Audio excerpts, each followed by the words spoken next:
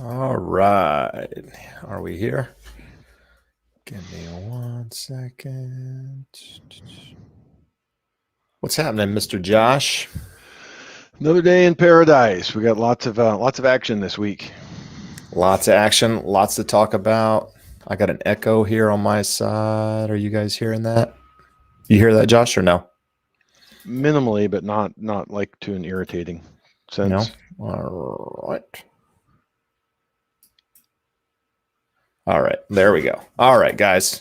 Thanks for joining us. We are an hour earlier tonight at 5 o'clock Pacific Standard Time. You usually hear at 6.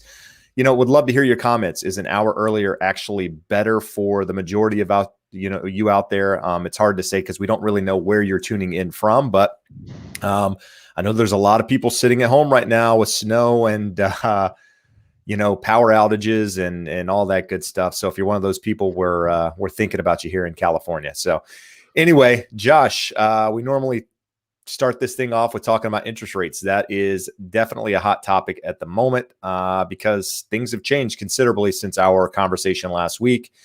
Without being too long and drawn out on that conversation, just what's happening in rates? Where do you see us going over the next couple of days? It sounds like that was aimed at me when you said don't be long and drawn out and just get to the point. I don't appreciate that, Jeb. So I wanted to just put this into context. The candlesticks don't mean anything to anyone, but I like it because it visually shows a move. So this is last Friday. Red candles are bad, even though it's moving lower. This is bond prices, not interest rates. So when bond prices go down, interest rates go up. So last Friday, we dropped below this 200-day moving average, which was a sign, hey, that's not so good. This red line here should have been support for us like it was back this last time, and it wasn't. So markets were closed on Monday for President's Day. Tuesday, we were back here, even worse. We fall through that line and fall through the next one, and it went all the way down to this next level of support. I'm not going to bore you with what those are, but each one of those should have been a layer of support on the way down. It looks like we finally picked up support here at this 61.8% level. And this chart here and these little lines crossing over says we should get better. So what is all of that telling us? Since last Thursday here to the end of business today, we're about 1/4% worse in interest rates. Every week we show up here, Jeb, and you ask me the same questions. Right. And what are rates doing? And the answer is always nothing. They're the same as where they were. So 1/4% move in a week is not a big move, but in the context of nothing for the last 8, 9, 10 months, and I made our little chart go away too soon because I wanted to do one last thing. So we've gone up 1/4% in a week, and that's a big number for a 1 week move, but I want to go back and look in the context of a year. Rates are still here, which is like way better than anywhere where they were a year ago. Meaning rates are still really, really good. So let's quantify what that means. They're about 1/4% higher than where they were a week ago. So we were saying for conventional loans, most of our clients were in the 2.625 to 2.875 range, maybe 2.625 to 2.75. Now we're right at that 2.875, 2.99 for most clients, and people with lower credit scores on conventional loans are looking in the low threes. So in the grand scheme of things, amazing rates. Still 0.75% better than where they were this time last year. I told someone today they had two options: was 2.875 and pay a little bit in points, or 3.125 and get like a point credit, a $5,000 credit from the lender on their loan. And they said, well, yeah, but that rate is so high. And I couldn't help but chuckle, saying 3.25 is a really good interest rate. Let's not talk about that one being super high. But that's where we're at. And you're seeing about the same thing on the FHAs, where FHA and VA, where we were at 2.25-ish for most clients, we're approaching 2.5. Again, still spectacular interest rates, just not as good as where they were a week ago. And the big No. question we always get, when someone asks, okay, well, when do they go back to that level? Or are they going to get better? Or are they going to get worse? All those little technical things I was looking at, we could make a good quick case for them getting better and improving some. We could make a good case for them getting worse in the near term. So in the next month or two, really hard to say. It's going to shake out over the next few weeks. Gotcha. So what I would tell you as a real estate agent, and Josh could tell you probably the same as a mortgage professional, is that if you're somebody that is buying a house right now and you're ratios were tight, or you were in a position where the payment at a certain price was already pushing it, or what have you, it's important to have a conversation with your mortgage professional, whoever that is, and just see where rates are. See if that's affected your mortgage payment. A 0.25%, probably not going to see huge changes in your mortgage payment unless you are financing a large amount. And there's a lot of people doing that in California. But just, make sure you're checking in, right? Because you want to make sure that, you're still comfortable with that payment at that price point, what have you. And that doesn't mean that rates aren't going to get lower or improve. It's just one of those conversations to kind of keep you moving in the right direction in a market that is competitive right now, because people, as you know, if you're out there buying, people are putting in offers well above the asking price in a lot of cases. And some of these people have no idea what their payment's going to be just because of how far above the asking price they've gone, and with some rate changes. So anything to add there on that note? Just to put in context exactly what you were saying, on a $500,000 loan, which is small to moderate in California, it's about $50. A 0.25% is about $50 in the monthly payment. So if you're somewhere in the country where you're at, $250,000 loan amount, it's $25 or so. If it's a $750,000 loan, it's about $75. So is it the end of the world? No. Is it great? No. It is what it is. No, good stuff.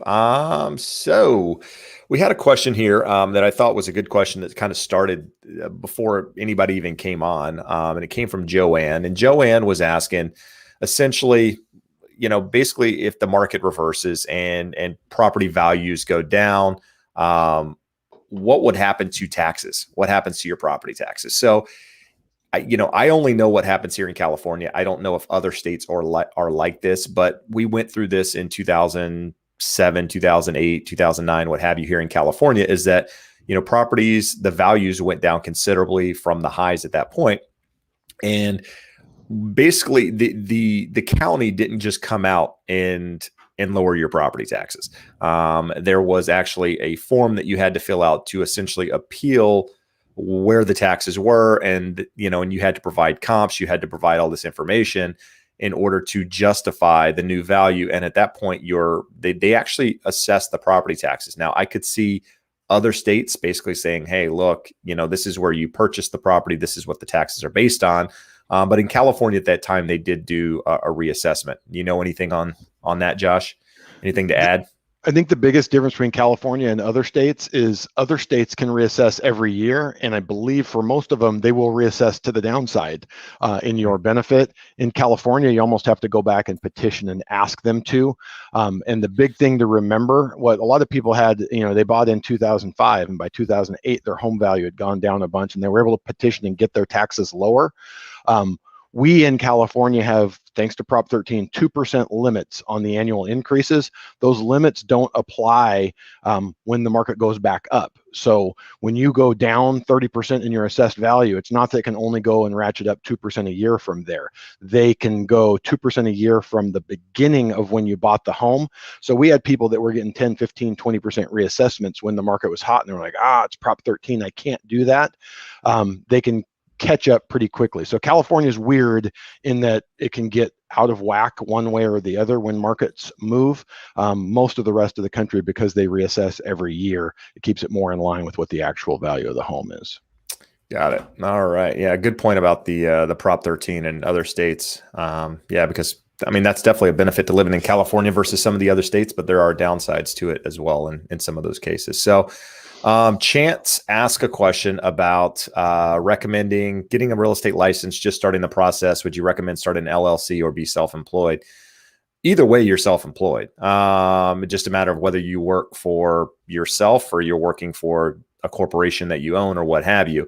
I can't really speak to LLCs as much. When I started in the business, as a real estate agent or real estate broker, what have you, my CPA told me to form an S corp, which is what I am today. It's a pass-through entity. It's worked out well for my business. I don't know that there's a lot of benefits to being an LLC as a sole proprietor, just running a real estate business. Josh, you probably can talk more on that. The tax treatments end up fairly similar. The bigger question here is self-employed, like you said, you're going to be self-employed. So if you just have a salesperson's license, you're going to work for another broker, or you're going to need to get your broker's license. So either way, if you work for another broker, they're either going to pay you a 1099 and you put that on a Schedule C as a sole proprietor, and you're going to take your deductions and write everything off there. Or if you do an LLC or an S Corp, they're going to pay that LLC or S Corp, and you're going to take your deductions through there. In California, any entity is going to have an $800 a year filing fee. It's basically a tax on having an entity. So I think it's more now. I think it's like $1,200. Whatever the number is, California loves to put their claws in everyone for no reason. 49 other states get by without it, but California thinks that magically we need to pay it. So it's something to be aware of. I mean, if you're making $30,000 a year in real estate, paying $1,200 additional fee just for the asset protection, essentially, of having an entity may or may not be worth it. If you're making six figures in real estate, it's probably going to be to your benefit to make sure you have some protection from entity. Yeah, but I think the important part there, Chance, is talk to somebody that actually does taxes, right? A CPA, a tax advisor, somebody that's licensed. They can walk the ins and outs with you, show you the benefits of being incorporated versus not, because of what you get to write off and what have you. So don't take our advice here. Just talk to somebody who knows what they're doing. And it's not just the write-offs, Jeb. I mean, essentially, you're going to have very similar write-offs between the two. There definitely are some tax implications and some savings implications different between the two. It's really a liability thing. You have unlimited liability if you have someone just paying you a 1099 directly to you. You can limit that liability with the entities. There you go. All right, so let's see here. Paula is saying thank you. So thank you for tuning in, Paula. Actually, thank you everyone who is watching. We appreciate you being here. Let us know what you think about the 5 p.m. start time versus a 6 p.m. start time. Is that better or worse for the majority of you out there? So Joe is asking what's going on in the market. A house was for sale at $425,000 in Victorville. That's inland here in California. I made an offer of $465 with 15% down. Apparently, we surpassed that already. They countered us at $480. So, Joe, that's the market that you're in, my friend. It is one where things are selling quickly in a lot of cases, going above and beyond the asking price. In this case, it sounds like that's exactly what happened. What I've seen in my market, which is a little bit differently than yours, and in talking with a lot of agents across the country who are in markets that a lot of you guys have heard of: Austin, Texas, Seattle, Washington, different parts of Oregon, Nevada, whatever, Arizona.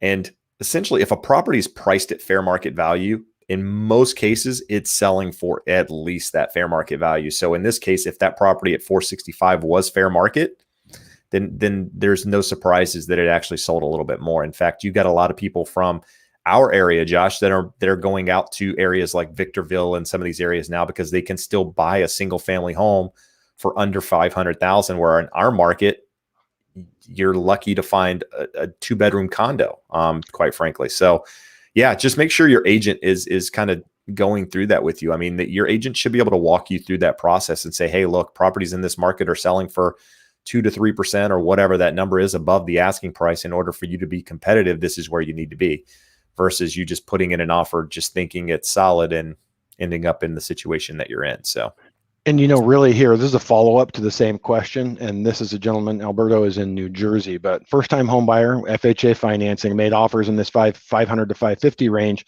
but keep getting denied. Should I just wait at this point? I have a client today that just got an offer accepted. Home was listed for $699. They got their offer accepted at $825. Whoa. So we're seeing numbers like that, that like when they were going 10, 15, 20 above, you're like, okay, with low rates, prices are really affordable. There's a lot of people out there competing. When you start seeing a jump like that, I'm like, I just don't know how it's justified, other than buyers who can qualify for it just saying, I will do it. I will make sure I get this home. So it's going to be interesting. We've a version of this question has been asked every week when you do these calls, Jeb. And the answer is usually no, just be patient. Don't overbid. Don't overpay for something. I don't know. I've started to see the first couple signs of things this week where I'm like, it doesn't make sense to play that game. No, and I agree. I mean, I think, that's still the case, right? Don't overpay, don't do things you shouldn't do. I mean, that is going to stand true in any market. It's going to be frustrating to watch things kind of do what they're doing here because, yeah, like you said, I mean, something selling for 825 that was listed at 699 or 680 or what have you is absolutely nuts. I mean, in one of the, on a video that I posted recently, I have this gentleman, I can't think of his name, but he lives in the Bay Area. And he basically said that he's been putting in offers on property, and he's been following them from when he put in the offer to what they closed, the closing price was. And I forget the number, but it was an absurd number. It was like 50 properties out of 100 or something like that had sold for at least $100,000 more than the asking price.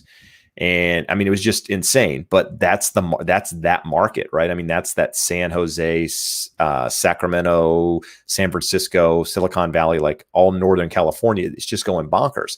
And I've talked about this. I have a property here that I listed a couple of weeks ago, and it sold, had 13 offers, and the guy that put the highest offer went above and beyond, and he was from that area, and his agent told me, like, he's used to having to write $150,000 over on a property to get accepted. So when he went $75,000 over the asking price here in Southern California, for him it wasn't a big deal because he was used to double that. And so, in some of these markets, that's what you're dealing with. Doesn't make it right. In fact, it makes it crazy, but just something to keep in mind. You don't know who's on the other side of these things and what they're willing to do, because I'm seeing it. People are doing crazy things at the moment. So TJ just gave us let's see here, super chat. Thanks, TJ. He's got a question. Any advice on how to become a sales manager within my company? Well, that is a tricky question for me. I'm assuming real estate. I'm not sure what company. Give us a follow up here and tell us where you are, what you're doing. But I've been self-employed since I was basically came out of college. I've never worked my way through any corporate ladder, so I'm not the one to be asking. Yeah, and the biggest thing that I've worked both sides of it. The thing that I can say, management's just a different mindset. I have all of the skills to do what I do on this side, on the mortgage side. I've worked in management, and I'm by no means do I say that I'm terrible at it. So there, he's in the mortgage business. He's in the loan officer. I would just ask yourself seriously, is that really what you want to do? Are you just burned on doing loans, and you still want to use that skill set? Or do you really like working with other people to train and teach and coach and get them to another level? For me, my personality type, that's not my strength. My strength is working with people in terms of borrowers and coaching and guiding them on what to do. I don't do as great with employees. I have employees over here, and they'll vouch for me that we could be a lot better at that piece of it. So we have to manage in terms of my little group. But I would just, from that perspective, you're working on how do you get to the level of managing. If you conclude that it's best for you, talk to ownership, talk to the current managers if they're looking at expanding that role, and say, what are you looking for? Here's my track record, here's my sales. Because what happens in sales organizations, what they generally do is they take the best salespeople and conclude that they should be managers, which is almost always never the answer. So if you're looking at saying, hey, I'm really good at sales, I would like to manage, I would just be super careful with it. They're two different and distinct skill sets, and people tend to look down on the scale side and up at the management. Well, the salespeople are the ones that bring the money in the door. I couldn't have said that any better myself, TJ. So we're going to leave it at that. I mean, I feel like that was a great explanation and a breakdown of the process. So, but no, thanks for the super chat. We do appreciate it. So I'm going to address Graciel here because I know it's tough. It's you're having issues finding a house. You got a solid realtor though, because I know that because I referred you to one. So just trust the process. You're in really good hands. You mentioned that to me, but just know that you're going to be taken care of and you're going to find that right property. And that's for anyone out there looking. Just posted a video a couple of half an hour ago or so about sacrificing, and I see it a lot in this market where people are doing not only dumb things about offering on property, and not necessarily my clients, but just in general what I'm seeing. But I see a lot of people willing to sacrifice in this market, willing to move to areas they wouldn't consider, willing to buy the 2-bedroom instead of the 3 when they really need 3, just because it's easier to do. And what's easier to do isn't always the right thing to do. So just keep that in mind when you're out there looking. It will improve. How much, I don't know, but I do expect, you see some more property hopefully shortly. Jeb, let's circle back to the interest rate question. No one looking to buy a house wants to hear this because higher rates are higher payments. But at this point, it's probably a good thing. People over the last 12 months, and even so, that was when COVID hit and rates took a really big drop. But going back to late 2018, all the way through early 2020, rates were already just slowly and gradually moving lower. And we felt that they would, regardless of COVID. COVID drove them even lower.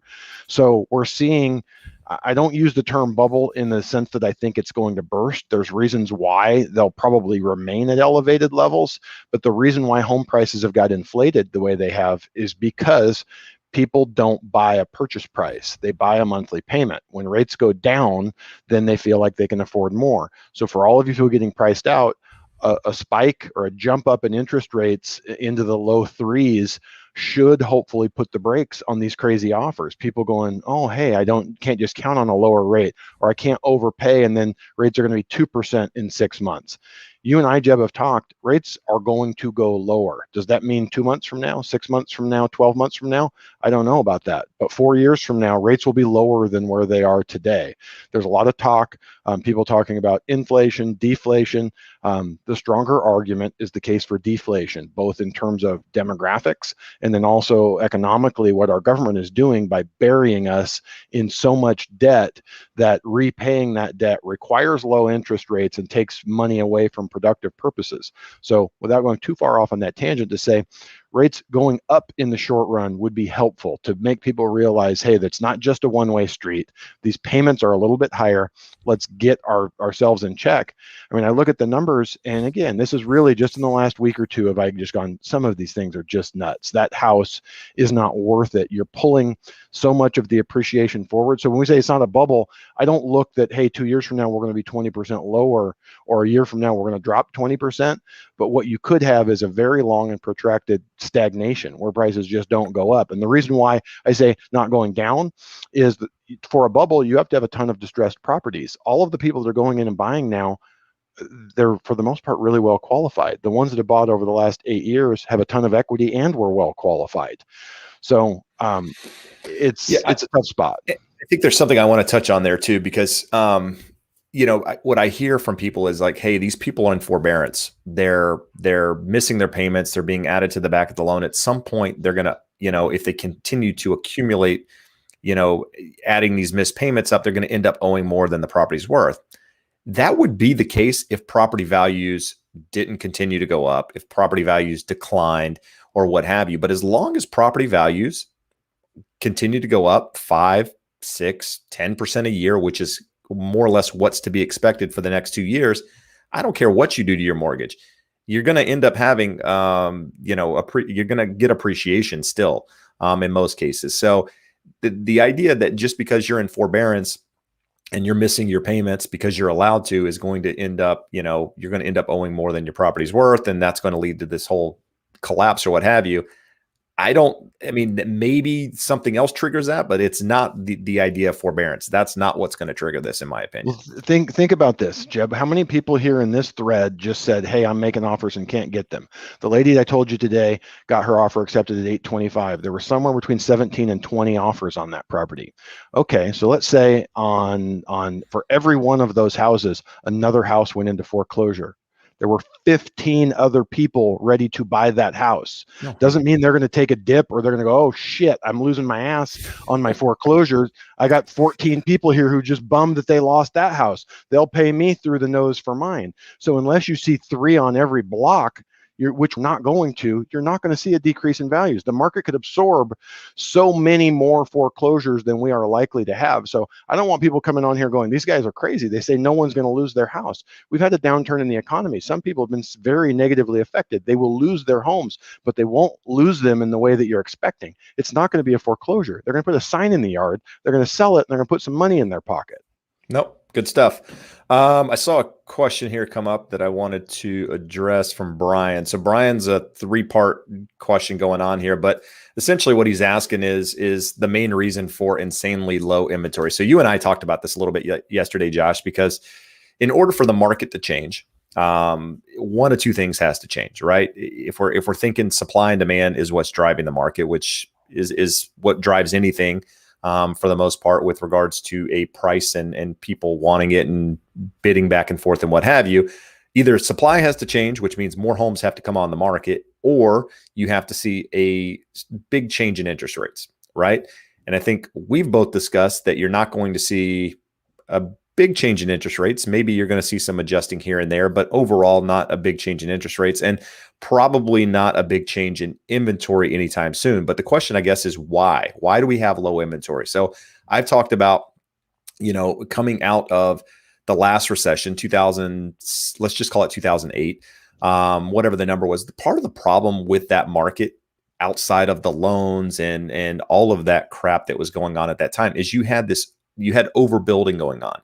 You had all of these markets that had an oversupply of homes. In fact, there was, I think at the time, between 10 and 12 months of supply of homes. Whereas right now you have less than 2 months in most markets.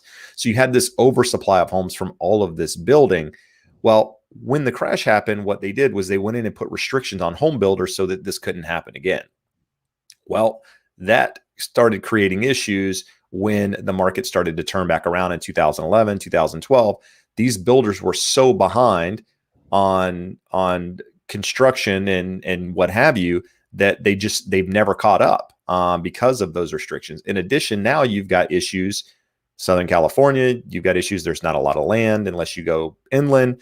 But in addition, now you have lumber prices. You have all of these different factors that are coming in to play into the slow of new construction, and which is largely what helps with those inventory numbers. In addition, you got baby boomers who are no longer moving, right? Because maybe they have interest rates that they were able to refinance and get payments lower than they've ever thought they would have. So it makes more sense to stay in their property. And you got millennials coming to the market buying up property, right? This large pool of buyers coming to the market at one time, which is taking supply away. And Josh, I'm sure you have a lot of feelings on this as well. So it's jump the same in there. stuff. It's underbuilding, which is not likely to be rectified. And for us here in Southern California, you were talking earlier, and I wish I had the slides from a presentation I did in 2005. We had the data from First American Research. First American's a big title company, and they had all this data going back to like 1990.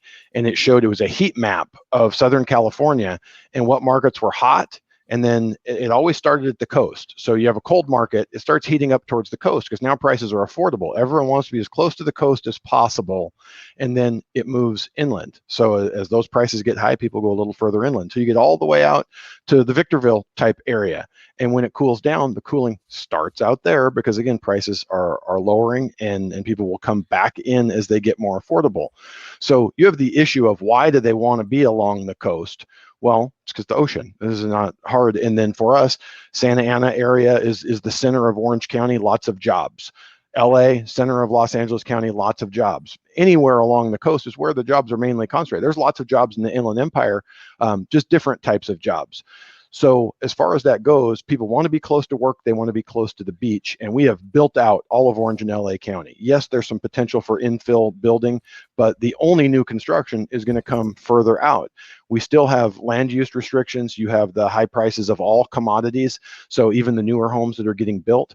And unfortunately, we talk about what does get built. Does a builder say, hey, how do I make as many affordable units for families as possible? Or do they say, I've located a piece of land. How can I maximize my profits from that piece of land? I mean, Jeb, you were talking to the guy we're working with out in Menifee. In Menifee area, there was one development that is priced under 500. Yeah.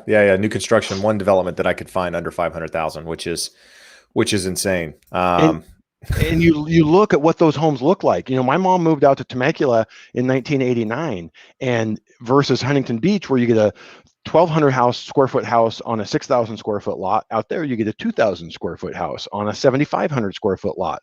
Well, now they're building 3,000 square foot homes on a 3,500 square foot lot, and you don't get any land despite the fact that you're out there in the desert. Builders are not dumb. They understand economics. They say, what can I sell at the highest profit for dollar invested? So it's just an interesting market and an interesting time. No, absolutely. Joanne, you asked a question before this started. You said go to the top and answer. I actually answered your question. So it is earlier in the feed. If you go back and watch it, probably 5 minutes or so in, I started with that question. Another question that's come up a couple of different times in the feed here is basically, should you buy in now? Should you buy in 2021, or should you wait, or what have you?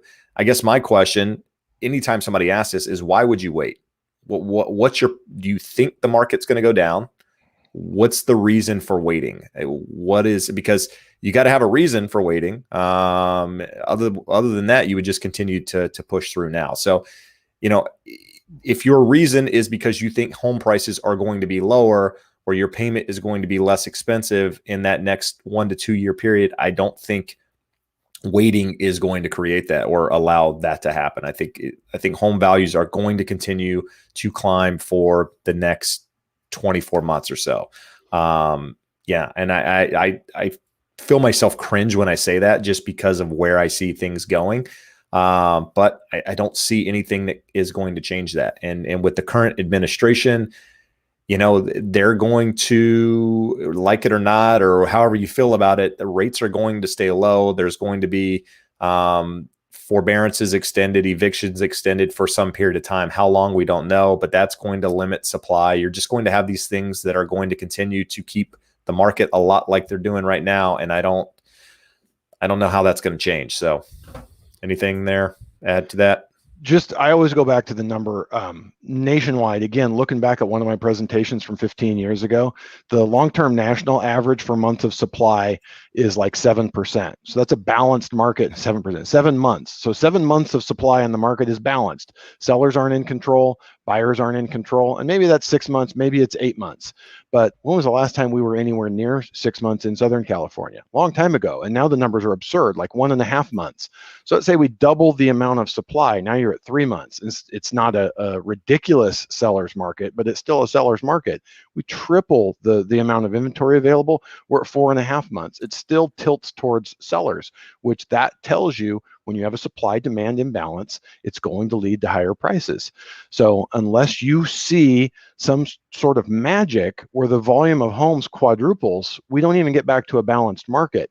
So the answer of wait for next year, the answer is not, should I wait till next year? It's wait 5 years and hope that there's an entry point that's better for you, both in terms of interest rates and home prices, which we will get a correction at some point in the housing market, unless the government never gets out of intervening in foreclosures and interest rates, which they may not, and in which case this market can stay crazy longer than any of us think. And that's the biggest thing I like to point out. Forget politics in any other regard of what you think. And remember, we had a Republican in office last year that first came out and said, we're putting moratoriums on all of this. Pushed and pushed and pushed the Fed to lower and lower interest rates. We have massive government intervention in markets, which is the exact opposite of free markets. And we are seeing the downside to this. The high value of homes right now, the inability to get an offer accepted, is 100% the result of the government intervening in the markets. And I don't think they're idiots. They're not saying, we don't care that we're inflating the stock market, that Tesla stock is $1 jillion, that Bitcoin is through the roof, that homes are unaffordable.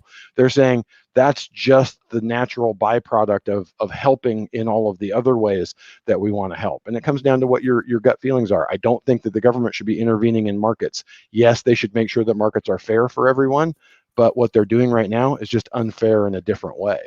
Right. There's that quote out there, Josh, that's what the markets can stay irrational longer than you can stay solvent. Something along those lines. I think it's Charlie Munger or one of those guys. And this is a true test to it right now, that regardless of what you think, the market has something else going on there. So There was a question that popped up that I wanted to address, and Josh, you might not even know all the details here, but this is a question that people come up with. So asking about basically the differences between USDA and traditional with a 740 credit score. Now, for those of you that don't know out there, I'll just kind of jump in while Josh gathers his thoughts here.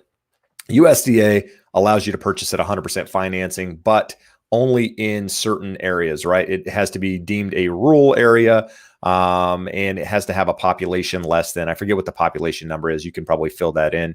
But basically, you have to go to a map and find out if it qualifies in this area. And there are pros to using USDA in some of these cases because of how they set up. But if you have the ability to do a traditional loan and you have the down payment, then that's a whole different situation. But Josh, anything you want to, I don't know how deep you want to go into this because. Well, let's just say in simple terms, what's good about the USDA loan? Good interest rates, low mortgage insurance, no down payment required. So if you have 20% to put down and a 740 credit score, it's probably good to go conventional. If you have 5% or less to put down, I would look closely at USDA. And what I always like to tell all clients, people that I'm talking to, is numbers never lie. Let's gather the facts, put the numbers down on paper, and when you see them, I don't have to sell anyone anything. I'm not a salesperson, I'm a consultant. I help them analyze the numbers and look at what's best for them. When you see them side by side, you'll know which option is better for you. There you go. All right, any questions you're seeing that jump out? Let's see here. We got some love coming from New York City. Thank you. We got Alvin saying that home prices are going down. Alvin, I'd love to know what market you're in.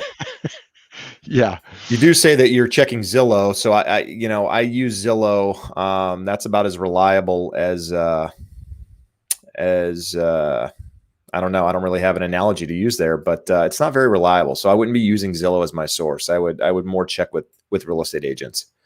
It's easy. It's very easy. Let's have this conversation real quick. It's very easy to manipulate data on Zillow. Very, very easy.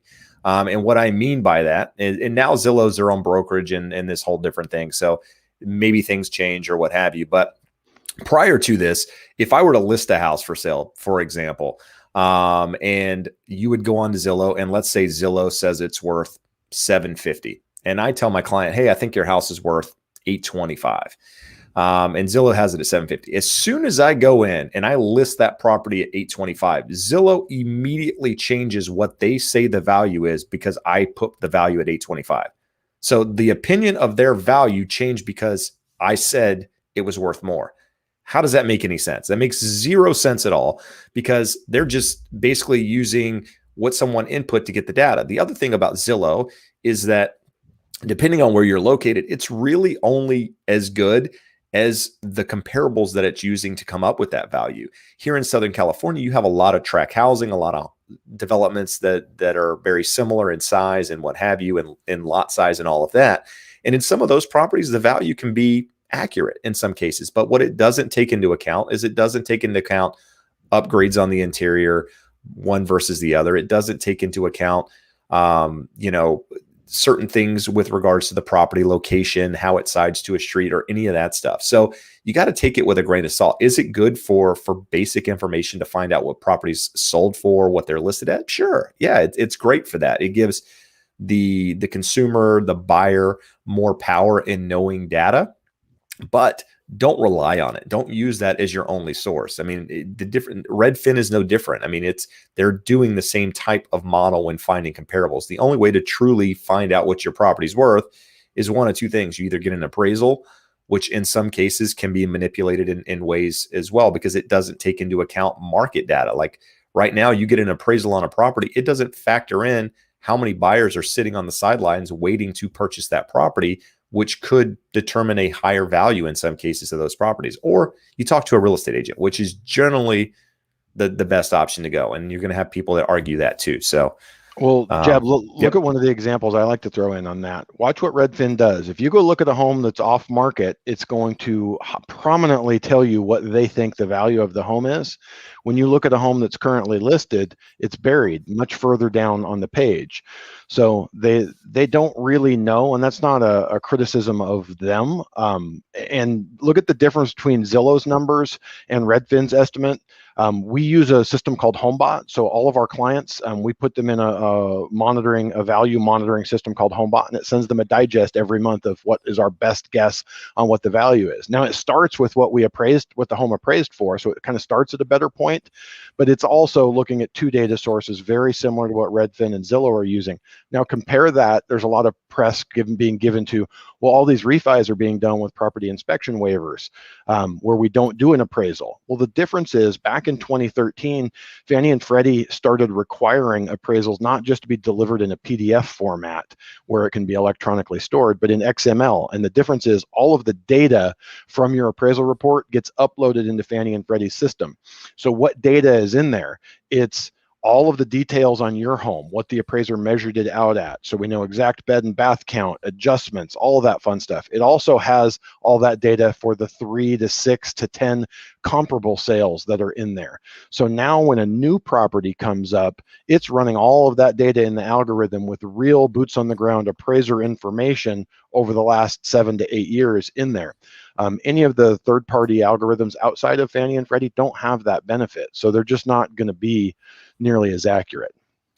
No, exactly. I mean, and even those, I mean, it's hard. Like, I mean, even the HomeBot deal, I've had clients reach out because I use it as well. Clients reach out and go, this is nowhere even close to the value of my home. And we look at it and we say, yeah, you're right. I mean, it's pulling comps from some other place.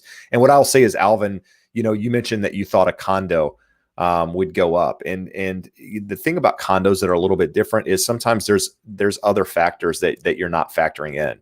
With condos, are the HOA dues high? Was the property listed too high to start? And that's why it's not appreciating at what you thought it would. So there's other factors that can play into it. It's not just as simple as, hey, every property on the market it has gone up 10%, this year or expected to, or what have you. There are different factors that play into different properties that will affect them differently. That's why it's always good to have a professional help and guide you through that process. And that's another reason that Zillow or Open Door or any of these guys will ever steal my job. So anybody that thinks that real estate agents are going to be non-existent at some point, just trust me, there's way too emotion in this job to have a computer do it. And I can tell you firsthand.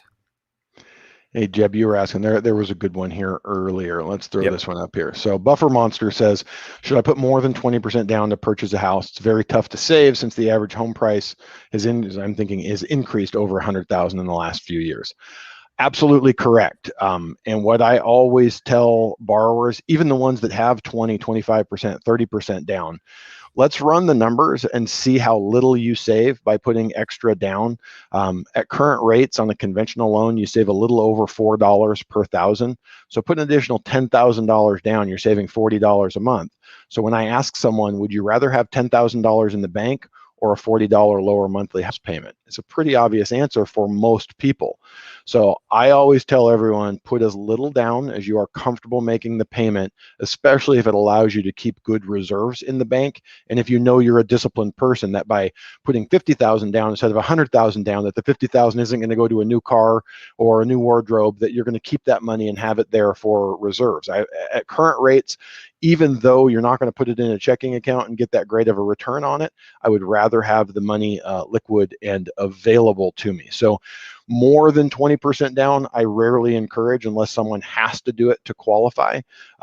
Less than 20% down, a client of yours, Jeb, that we're working with right now, with prices going up, he's not sure he has quite 20% down. It was freaking him out. He says, what do I do if I don't get the full 20% down? I don't want to pay mortgage insurance.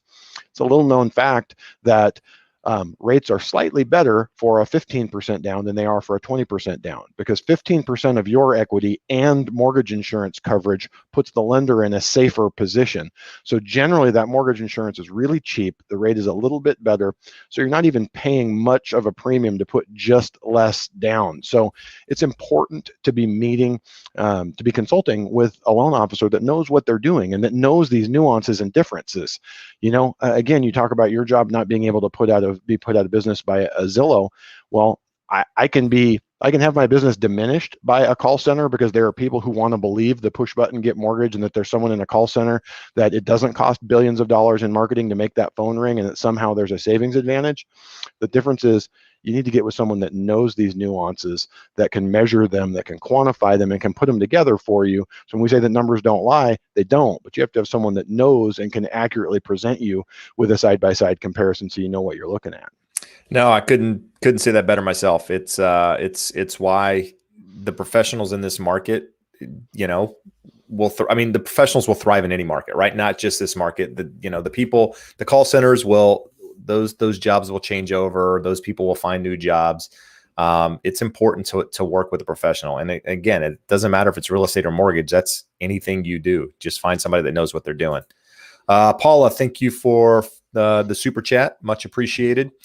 There was a question here that popped up that I thought was worth asking, and it was asking about when to lock. Josh, I know we've talked about this many, many times, but I'll throw it out there because we never know who's watching. Jason is closing on a house in April. It's mid-February now, right? So we're about 45 days out, depending on when he's closing, say 2 months. When should he lock his rate? What's that extra 15 days, extra 30 days actually cost? I'll tell anyone, in a perfect world, we're the breaking point where a longer lock starts to get significantly more expensive is about 60 days. If you can get inside of 45 days and you're comfortable with the rate, never a bad idea to lock it. If you're within 30 days, and unless we're in a market where rates are just steadily dropping, not much reason to keep that stress on your plate. Let's just kind of go back here. What I always like to tell people in looking at the chart, this is what we look at every day when we're trying to determine should we lock or float. We had a client of yours who longer escrow, it was a 60-day escrow. I'm going to pull this question off the screen real quick. Perfect. Just so we got some room. It was a 60-day escrow, and so we wanted to float, just kind of see where it happened. And we got into escrow about around here, and I told him as long as we stay above this blue line, which is the 200-day moving average, we can let it float. And it ran up to here, and then we kind of came back down. He still wasn't quite ready to lock. We had some gains, and right here, when we fell below that 200-day moving average, we locked it. And he's within 30 days now. So we did our job. We didn't have to pay for a 60-day lock. We got within a 30, and we got some of this gain here. So all of these lines on this chart, what I compare those to is counting cards in blackjack. Doesn't guarantee that we're going to win the next hand, but it lets us know when the odds are in our favor and when they're not. So what is this chart telling us right now? This chart is telling us a whole lot of uncertainty. I could make you a case that this little candle, the shape of that candle, tells us that we should get better and recover some of this loss. I can tell you there's a technical saying that says all gaps get filled. So we had a gap here, which tells us we should get back up here, which again, higher candles means lower interest rates. So we should get a chunk of this back. But I can also tell you that this is ugly when we lose multiple layers of support like this. So if someone told me they were conservative, and they're within 60 days on a new construction, it wouldn't be the worst thing to lock right now. If it were me, but this is largely because I understand and know what these charts mean, I would say I would take my chances with this candle pattern that we're going to get back some of this. And I would look to get within inside of 45 days and lock it. So a long way of saying is if you're not dealing with someone that knows this stuff and can essentially count the cards for you and help you quantify what the level of risk is. We went through those numbers with the client who got the property at 100,000 over what they listed it for. And their decision was, no, we want to lock it tonight. We went through it and said, hey, I'd say 60-40, we're going to improve and get some of this back, but they're in a 30-day escrow. We're going to do a 30-day lock. And they just said, no, just lock it and be done with it. So largely comes down to personal preference, your tolerance for uncertainty, your tolerance for risk, and then being able to look at these charts and say what's likely to happen next. No, that's good. And I see a downward channel there, and typically things break out at the top of those channels, which means lower rates would come, but hey, who knows? All right, so what do we got here? You got somebody asking about a 3.5% rate. They currently have a 3.5% rate, asking, would you do a FHA streamline? So at 2.76. So before Josh answers that question, just for you, those of you who aren't familiar with FHA streamlines, if you have an FHA loan, you can do something called a streamline, which allows you to refinance that loan into another FHA loan without really any documentation, right? No income documentation in most cases, no asset documentation, very little documentation required, no appraisal required in these. And they essentially just more or less lower the rate down to a lower rate. So I know what you're going to say on this, but let's hear it. Yeah, so it's a simple math equation. It comes down to the size of your loan. The short answer is most likely yes, but take $125,000, divide it by the size of your loan, and that will tell you how much you need to save to make it worthwhile. So in this instance, you're saving 0.75%. So let's take a simple number. Let's say you owed $250,000. We take $125,000, we divide that by your loan amount, hypothetical loan amount of $250,000, says we need to save 0.5% for it to make it worthwhile. 3.5 to 2.76 is way more than 0.5%. So it would absolutely work. And people always ask me, well, why? What's magic about that formula? It's not magic. It just works. If we do say, again, numbers never lie. If we penciled the two of them out, that's about what it takes to get enough savings for someone to come out ahead in the long run and to be willing to go through the hassle of refinancing. Even with an FHA streamline where you're not providing income and asset documentation, you don't have to have an appraisal, there's still a pain factor of having to fill out disclosures, of talk to this guy every other day for 3 weeks. So it's just the general thought of there, but my guess would be that unless you had a very small loan, it's absolutely going to make sense to do that. But I would also check 2.75. You should be able to do better than that unless we have a credit score under 640. All right. And I want to ask a favor. If you're still here watching right now and you haven't done so already, if you'll hit that like button, it would help us out and help more people see this content, which helps us accomplish the goal of educating buyers, sellers, everybody in the real estate world. So much appreciated. Yoshi, I don't want to address this question because I don't really agree with what you're doing. If you have the money to pay your rent, you should be paying your rent. I mean, that's the reality. And I'm not your father speaking to you. I'm just, a person that believes that, people shouldn't take advantage of the system. But to answer your question, yeah, in theory, I mean, if you have enough down, could you get qualified for a loan? Yeah, in theory, yes. I mean, unless you got something different over there, Josh. No, I'm with you. For the most part, on a mortgage, we no longer have to do a verification of rent. If you were looking at a jumbo loan, most of those will still require a verification of housing payment for the last 12 months. But on your standard FHA, VA, Fannie, Freddie loan, it's not going to be required. But yeah, the big thing here is just to go back and look at it in terms of if you were the landlord and you have to make a mortgage payment on your house every month, would you appreciate someone who has the ability to make the payment telling you they can't? Again, it's not about a lecture. It's just about the golden rule: do unto others as you would have them do unto you. Yeah, just pay your rent. That's the easy way here. An easy one here, Jeb. We can knock this one out pretty quick. Kevin's asking, want to do a cash out refi on an investment property. You can go to 75 on a duplex on cash out. And thankfully you are in Los Angeles County where we have really high loan limits. Your duplex limit is $1,053,000. So with that value and a 780 loan, so what, 115 gets you at 75 would get you to 862. So you'll be able to pull about 70, 80 grand out of that property. Good stuff. And if you need a lender, contact Josh. I know one. Yeah. He can help guide you through that process. And we'll throw up some, for those of you watching right now, there's some email addresses in case you want to reach out. A lot of you guys have, and that still stands. If you need a mortgage person, California, any other state, doesn't matter. Just reach out to one of us. We'll put you in touch with someone. The same goes for real estate agents. So, all right. Josh, I have an old video of us doing pre-approval videos that I would put out here, but it is so awful that I don't know that I can bear to watch any portion of it. You shouldn't tease these folks with this wonderful video. Hopefully it's like on an old what was the little camera, that little gray camera that it was supposed to be super easy for making video and sharing on the internet, a flip cam. Remember those little things?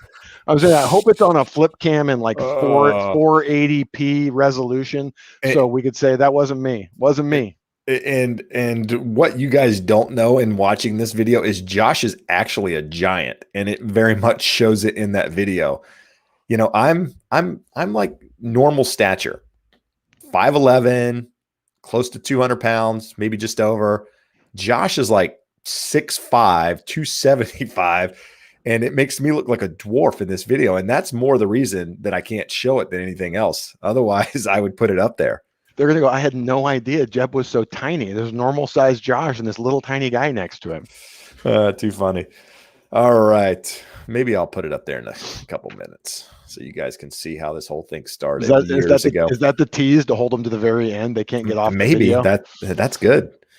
Jasmine's question. Let's see what Jasmine asked. Where is Jasmine? All right. So Jasmine is saying she's still working, luckily. So saving due to lower spending due to COVID. Would you advise waiting next year to build up a down in reserves, or down with no reserve? I would say build up the reserves. Don't stretch yourself to the point where you don't have any money in the bank. It doesn't end well. It puts you in a position emotionally and just other things that aren't good. I would say definitely have some money in the bank, and how much depends on, who you are and how comfortable you are with that situation. But I would say at least 2 months is probably the minimum. And keep in mind, depending on what type of loan you're doing, you may need to show some reserves. So it might not just be as easy as buying a house and not showing reserves, or using all the money to buy a house. In some cases, if you're doing conventional, you might have to show those, or maybe I'm wrong there, Josh. You can answer Jeb, that. This is what's funny. Whenever you hear people that know nothing about mortgage railing about the government sucks and these government loan programs, which Fannie and Freddie are quasi-government entities, they bitch about these low down payments. I would rather loan my money, if I'm loaning to a borrower, I would rather loan to a borrower with 0 down and 12 months PITI in reserves than someone putting every nickel they have in to come up with 3 or 5% down. So Jasmine, the short answer for us in the question to that is a low down payment doesn't really bother me. It scares the ever-living bejeebers out of me when I have one of our clients that's high debt to income ratio, low down, and we're using every nickel they have. I've had clients who think they are so confident that they've been with their employer forever and everything's good, and 6 months in, they find out they lose their job. Now, generally, those people are great employees and they can find another job. But it's nice to have 2, 3, 4 months reserves. So even if it's something like a 401k where you wouldn't want to tap it, but you can do an emergency loan against it if you got into a bad situation, I would love to see reserves, but I wouldn't worry so much about getting to 5 or 10% down. I think we've already answered enough questions here where you guys know I'm not worried by a low down for someone who is otherwise well qualified. No, good. That's good information. It's, as Josh mentioned, I talked about this in a video, a couple days ago. Hell, it might've been yesterday. I lose track, but everybody thinks that just because you're putting low down, minimal down, that you're not as qualified as somebody putting a larger down payment. Not necessarily true, because exactly what Josh just said, that person that's putting 20% down could be maxed out on their debt to income ratio, have very little money in the bank, whereas the person that's putting little money down might have plenty of reserves in the bank. In fact, they might be a veteran putting 0 down and have money and just not want to use it, want to take advantage of the benefits. And so there's definitely a misconception out there with people that don't understand how loans work and understand real estate in general, that seem to think that just, the person with the larger down payment is the best buyer. Not always the case, right? They're in the FHA, VA loans with the higher debt to income ratios, sometimes are more forgiving in certain circumstances than those conventional loans, with larger down payments. As a seller, if I have a home that's in decent condition and I'm not worried about some of the FHA and VA condition requirements, I would rather have an FHA or a VA buyer, just from the standpoint there's so much flexibility in those loans, whereas conventional loans and jumbo loans are really rigid. If you hit a wall, you're hitting a hard stop there where you're not going to be able to get around it. But it's neither here nor there. Most people are getting 30% down offers with conventional borrowers with 800 credit scores because they have 22 offers on no matter how ugly their home is that they list. Yep. Darren has a question here. Darren is a former flooring installer, home renovator. So he's asking, is it better to buy a house with 5% down that needs work, do the work himself, and try to get a new appraisal to get closer to that 20%? That would be my preferred method for anyone who considers themselves handy and able to do work. I think we answered this question a couple of weeks ago, that be really careful right now, because distressed homes that are ugly and beat up, are not selling for the discount that they should. But if you can get a discount with a low down and you can polish something up nice and save the money on the labor. I mean, the labor is as big a cost as the materials for the most part right now. So if you have that ability, by all means, I love sweat equity and being able to build some labor into the house and get something that's ugly, that's not going to be the one that gets 25 offers, that maybe you can get at a more reasonable price and build yourself some equity into it. Yeah, and also keep in mind, like, I think there's again a misconception about redoing property, and some people think that you get at least dollar for dollar in your upgrades. In some case, you might not. In some cases, maybe more. So don't think just because you put 50 grand into a property, it's going to be worth $50,000 more. Again, in some cases, that could absolutely be the case, and others not as much. So just make sure the potential outcome of what comparables are selling for that you're trying to get your property to, so that you have an idea when doing those upgrades of something that you're trying to to get close to with regards to value, right? Well, and not just go ahead. Jeb and I shoot each other emails all the time of, look at this listing. Can you believe this? Can you believe that price? And I would say almost all of them are someone who did not look around their neighborhood, and they put a Beverly Hills mansion in a middle of the road neighborhood. I wish I could show that property. Somehow they think someone's going to pay through the nose for it. And you're like, by all means, this is a bitchin' house. People that want that house or can buy that house or can pay that price are not buying in that neighborhood. So definitely be very careful. You may see something on HGTV that you love, but if you pay $50,000 for a kitchen in a neighborhood that's a $20,000 kitchen neighborhood, you're not getting anything back out of that. No, and I could post some really good pictures of some property, but unfortunately they're in my market, and I just don't want to be the guy that everybody looks to go, why the hell were you ragging on this property? But God, there's some good ones out there.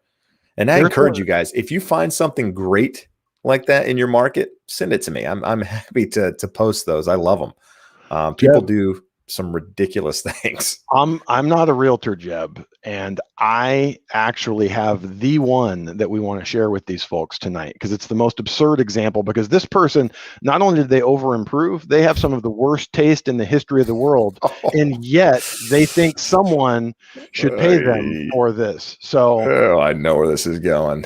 Oh, it's right across the street from some friends of ours, and they're hoping it actually sells. This is why you guys should tune in right here. And if this is your property, yikes, we're sorry. Get ready for a big price cut. If people are going to look at this thing and think Huntington Beach is hell. They're going to be, those people have no clue. They started, I believe this listing started at like 1.8.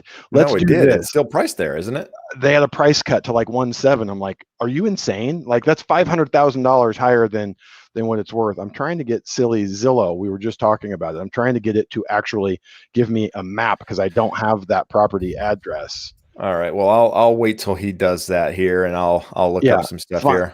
Find a good question to answer, because they definitely want to see this. This is the perfect example of what not to spend on improvements. All right. So Michael is asking, will the market go back down anytime soon? I want to buy, but my student loans are killing me in my debt to income ratio. So unfortunately, Michael, we've talked about this more than enough times on this. If you're just tuning in, we don't think property values are going to go down anytime soon, probably expecting another 5 to 10% this year, depending on where you're located. Again, all real estate's local, so it's going to depend on where you're located, but probably going to see appreciation for the next couple of years. So I don't see prices coming down. The student loan thing is definitely an issue, especially if you're trying to go FHA because of the way they qualify you on those student loans with the IBR and stuff. And they take 1% of the balance to put that into your debt to income ratio, which is definitely a problem. And Josh can talk about this, but in the short answer, not a lot you can do unless, your fully amortized payment on those is actually less than that 1%. In that case, then you can use that. But other than that, not a lot that's going to change your situation. I guess wait for Biden to get rid of them. Yeah, the student loan is the big topic. If you look at anyone that's graduated in the last 15 years or so, they have anywhere from 20 to my current record right now as a family, a husband and wife, both were fortunate enough to be dentists. They had $1.2 million of student loan debt for their dental degrees. And the good news is those in 10 years will be forgiven by the government. I'm not sure why they needed to pay 1.2 million for a dental degree, or why the government, when both of them were making 200,000 plus a year, would need to pay it off. But that's the way the system works. More importantly, when you have significant student loans, different loan programs treat them differently. Your best bet is to make sure you can qualify for a conventional loan and get on an income-based get on an income-based repayment plan, and that will set that payment as low as possible. Both Fannie Mae and Freddie Mac will accept an income-based repayment, and it will have the least impact on your ability to qualify for the loan. If you have to go with VA financing or you have to go with FHA financing, they have higher figures that they use, and they will not accept an IBR payment. But definitely, if you have questions, reach out. Most lenders just butcher these guidelines and regularly give people the wrong information, and we have a network of folks around the country who can answer that question accurately. Now, if we're done with that, Jeb, I have the perfect example of what not to do to your home when you improve it. So let's go to my Microsoft Edge tab. So they initially listed it at 1.7 million. It's down to 1.6 million. And it says it's a one-of-a-kind home like nothing else in Huntington Beach, which is accurate. That's very true. Very accurate. But get some pictures there. That doesn't do it justice. It then goes on to say it's an architectural masterpiece which redefines elegance in custom design. So the answer is no. I'm trying to find a way to make these pictures bigger because the pictures are so bad, they wouldn't make them bigger. That's as big as I can get them. This doesn't do it justice. You got to get to like some of the good stuff. This right here, you can't see, but this is a picture. They put a picture over what's behind there. That's granite. And it had etched in the granite the naked lady thing that people used to put on mud flaps on their truck in the 70s. That's behind that picture on this fireplace. There's so much crazy about this house that I'm boggled that they would think a premium needs to be paid. These are all stainless steel cabinets throughout the house, granite flooring throughout the house. There's just nothing good about this home. I'm just bummed that we don't have better pictures for you. But this is an example. You can look at this. It's good work. It's quality materials. This person spent a ton of money making this home exactly to their taste. And I have no doubt that they do believe it's an architectural masterpiece. The problem is no one else in the world agrees with them, and they're going to take a giant loss for money they put into the property when they go and sell it. So just fun stuff like that. Yeah, no, that's a good one. It's, but hey, a couple of you guys have commented and said you have some good photos. Send those over. I love to get feedback on these things. They're great. Yeah. Good to post. Now they're going to be bummed going back to our ugly faces after. That was an architectural masterpiece. You can't, use that one. Should I post a video of us real quick?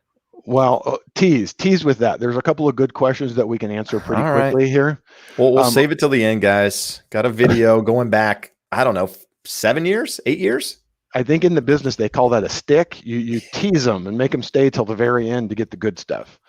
So Elizabeth Rivera says, question. So I'm working with my credit guy and I'm trying to get 2 medical collections removed to raise my credit scores. Do you really look at medical collections when approving for a mortgage? Medical collections are rarely something that you would have to pay off. The reason why you're likely being advised to take care of them is that if you pay a medical collection, 9 times out of 10, medical collection agencies will give you a deletion letter. We can make them go away entirely. And let's say I have this all the time. Someone will come in, they've got a $180 medical collection and a $500 medical collection. $700 to pay them off entirely, and it will make a 50 to 60 point increase in their credit scores by paying them off. So the reason why we would obviously advise that is you're going to save $50 or $60 a month in your monthly payment, just depending on the size of your loan and the credit score you're starting at and going to. So again, numbers never lie. Have someone quantify it for you. Hey, if you don't pay these off, we go with your current credit score. This is what it looks like. If you do pay them off, and this is what we project your credit score to be, this is what it's going to look like. And make sure, I mean, I'm this kind of goes along the same lines, but if you're qualified based on one thing, have that conversation with your lender before you go out and pay things off and try to do things to your credit, because sometimes it can actually affect you the opposite way, right? And you might be in a position where you qualified and now you no longer do because you changed something on your credit. And that goes for those of you buying furniture, leasing cars, doing any of that during the home buying process. That's probably Josh's worst nightmare.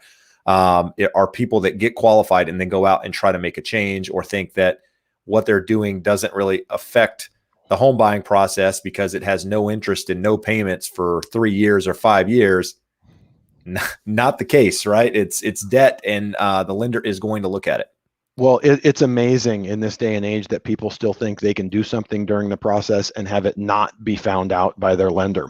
In terms of anything on your credit, when we submit the loan to the lender, or if you're with a direct lender or a bank, they turn on what's called undisclosed debt monitoring, and it's doing daily soft pulls on your credit. And if there's any new inquiries, not even a new account, a new inquiry, they're going to go, hey, your friend inquired over at Toyota of Huntington Beach, or your borrower inquired over at Toyota of Huntington Beach. Did they take out new financing? And if so, what was the payment? So that's number one. The other one that's just insanity.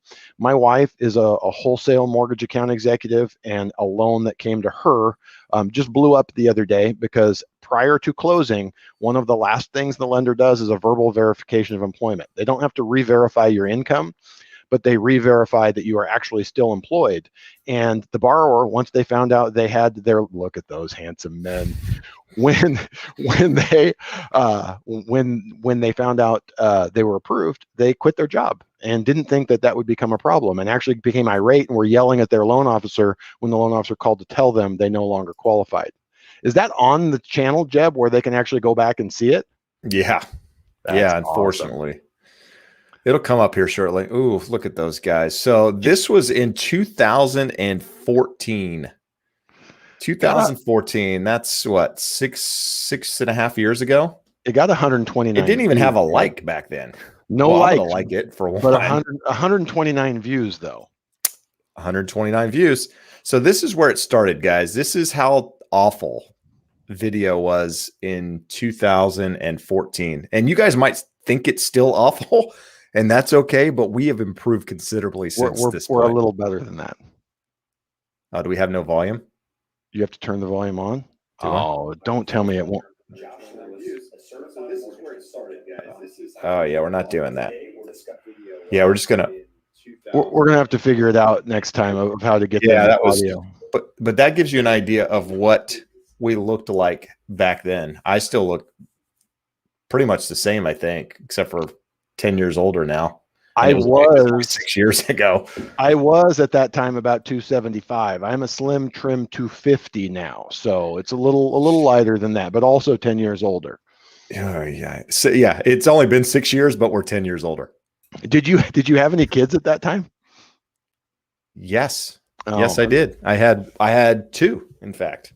So Jeb's been aging in dog years since the boys came along, so that changes and improves his looks there. Yeah, but if you guys really want to go back, just look at that video. There's a series of 3 of them to get you through the home buying process, and quite frankly, not a lot's changed since then. And what you should do. The information was good then and remains good today. The delivery was not so great. And the fact that Look neither at your one of us, haircut. Jesus well, just Christ. think about this. You look like the guy from Office Space. The fact that neither one of us knew that you shouldn't be wearing a patterned shirt when you're doing video. Even this one I'm wearing right here, the camera's picking up some craziness from it. But we've learned a few things through the years.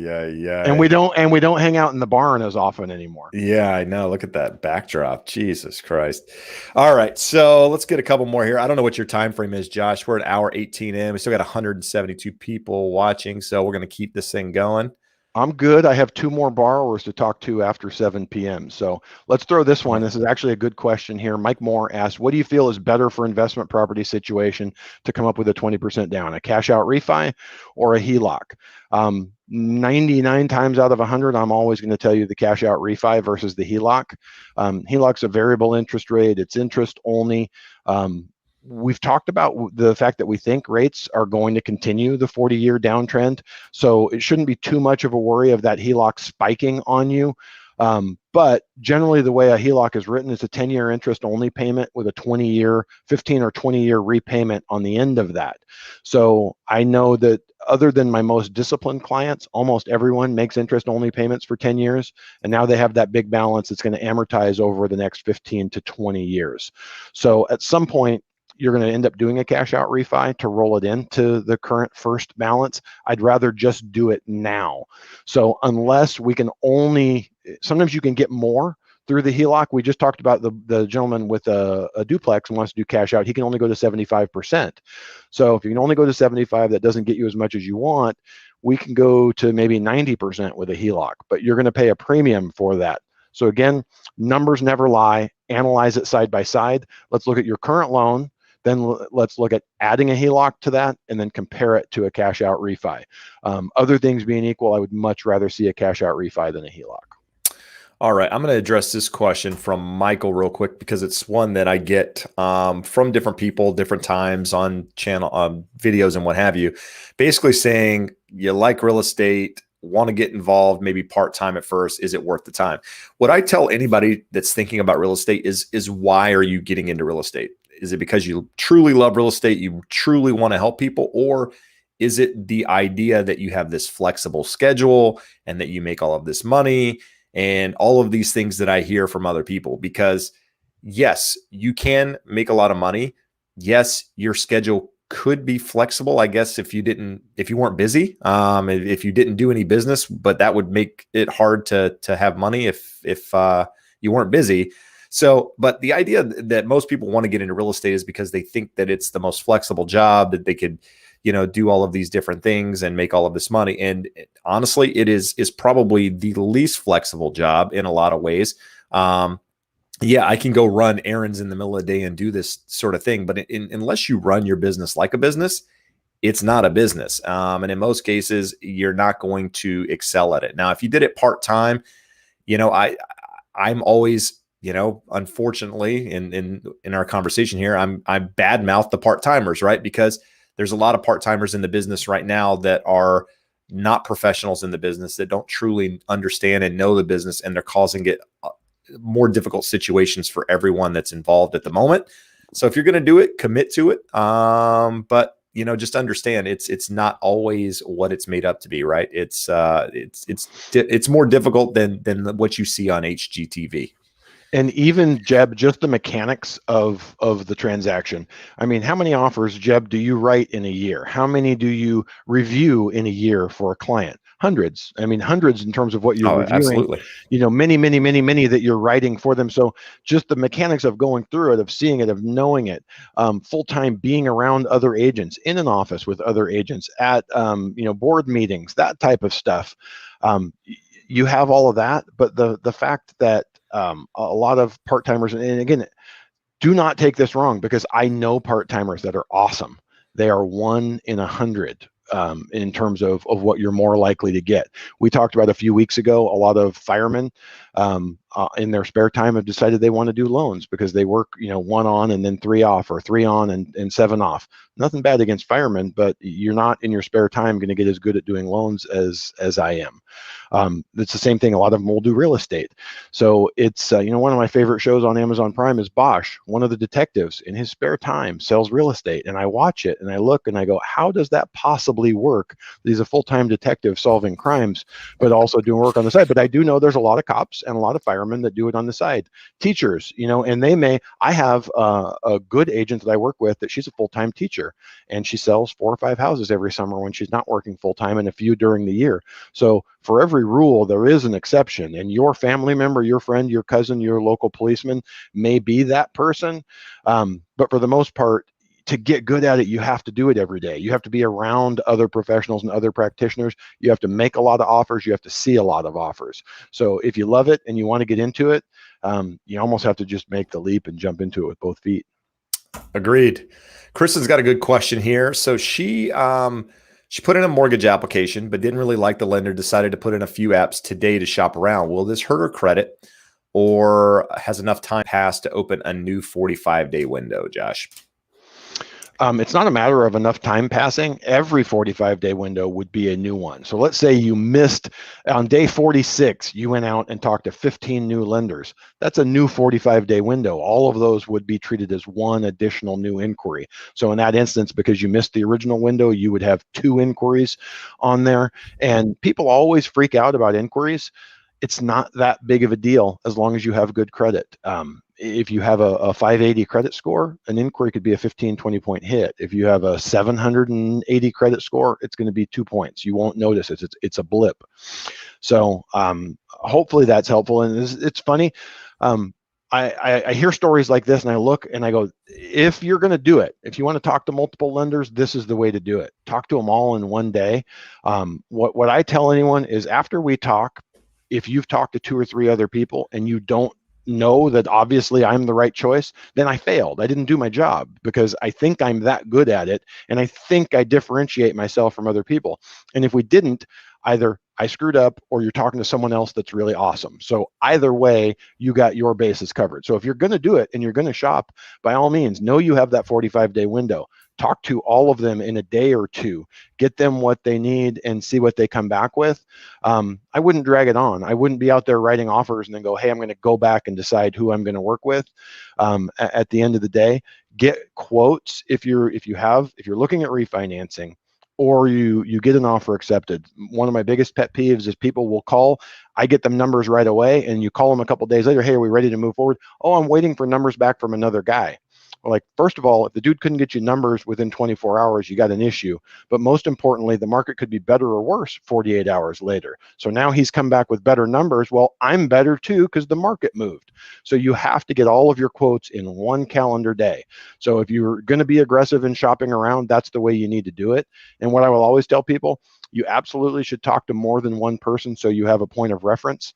What I would never do is make the decision on price alone. Everyone should be competitive. Everyone should be in a very narrow range. If you have an outlier to the high side or to the low side, I'd be very suspicious of either one. There you go, from a pro. So for those of you who are new here, thanks for joining in and watching. We appreciate you guys being here, asking your questions. That's what makes this thing go by. Arc One had a question a moment ago asking about, are there ways to come up with cash for an auction property if you don't have the cash? Josh? The short answer is no, because there's not really a way of lending the money. Well, yes and no, right? I mean, I think if you have a down payment, a considerable down payment, 30, 35%, there is a chance you could get a hard money loan and come up with the cash, right? Or am I reading into this? It's depending on the type of auction. If it's an auction where you put a deposit and then have a timeline to come up with the rest of the money, then by all means, you can come up with any type of loan. But a lot of these auctions, a trustee's auction where the home is in foreclosure and they're going to sell it at the courthouse steps, you need to be there with cashier's checks. And one of the funniest things you'll ever see, the first trustee sale I went to, someone pointed and said, hey, you see that homeless guy over there? I said, yeah, that's the richest guy here. And he makes a bid. He ended up buying 2 or 3 houses that day. This was in the late 90s, so don't get excited. This wasn't recently. Guy bought 3 houses that day, and he pulls out of the inside of his vest that literally does look like a homeless person, an envelope that was about that thick, and it was full of cashier's checks in every denomination down to $500. And he handed them cashier's checks for, it was like $600,000 of houses that day that he bought. So that type of trustees auction where they're selling at the courthouse steps, you generally have to have all of the money right there on site. So you would have to have a business partner, or if you had a hard money lender that really knew you and wanted to make some sort of special deal. The reason is you're buying it right there and you're getting a special type of deed that doesn't really give you the assurances and the title insurance that a lender wants to have.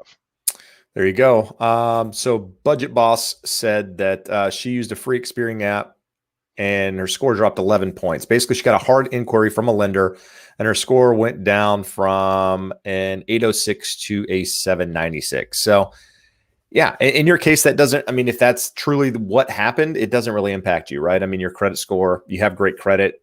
There's nothing to be concerned with in your case. It's you're still good to go. You can do that a couple more times and be fine. Yeah.